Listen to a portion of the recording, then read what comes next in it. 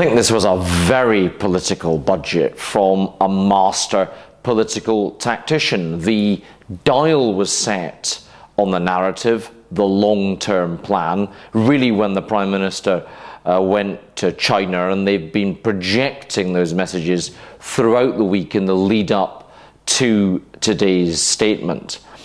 So really the autumn statement is as much political as it is anything else.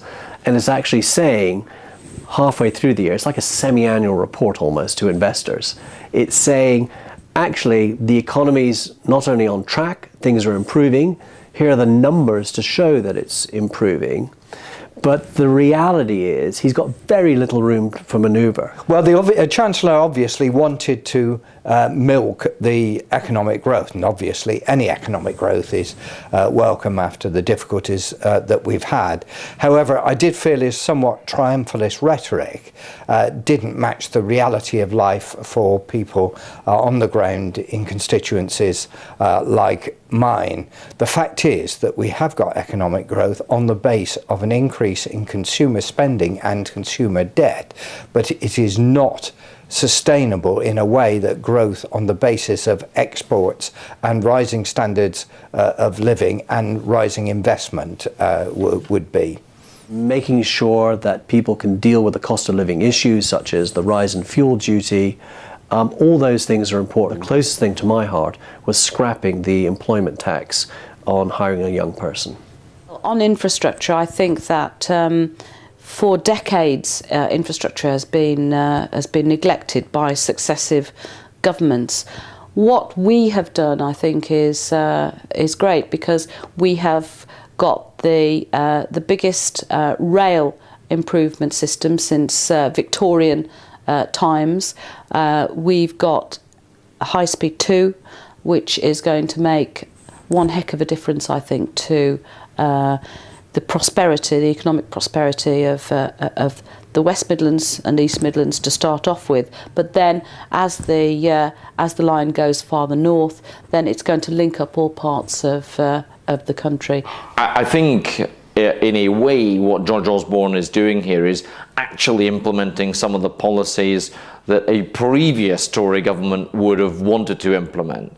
When the Tories went out of power in '97, they actually talked about significant increase in the state pension age and retirement ages. And actually, I think what Osborne is doing is using the current economic environment to drive through those ideas. As far as the increase in the pension age is concerned, I do think we've got to be realistic as a government. It's no use pussyfooting around.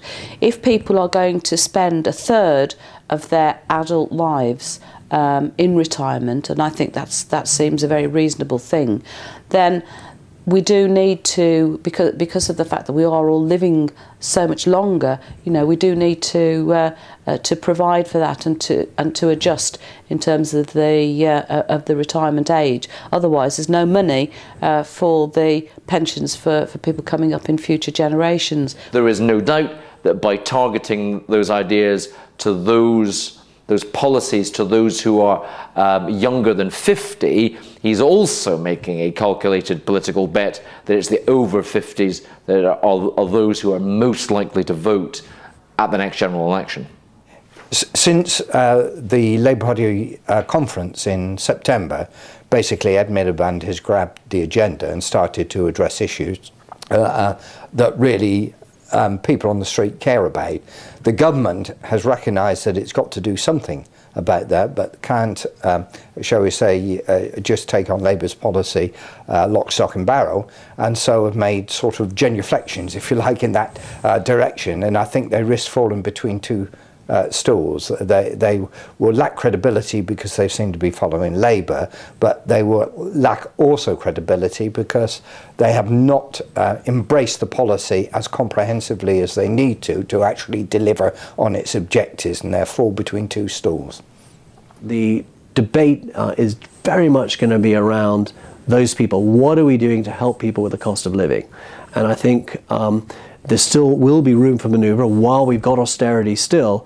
that I think by keeping the reins tight in the autumn statement, as we come forward to the budget next year, the autumn statement the year after, and then the final budget for the general election 2015, I think you'll find that there'll be more and more help for the squeeze middle. And the battleground, I think, is going to be with the squeeze middle and who's going to do the best job for them, not just before 2015, but beyond 2015.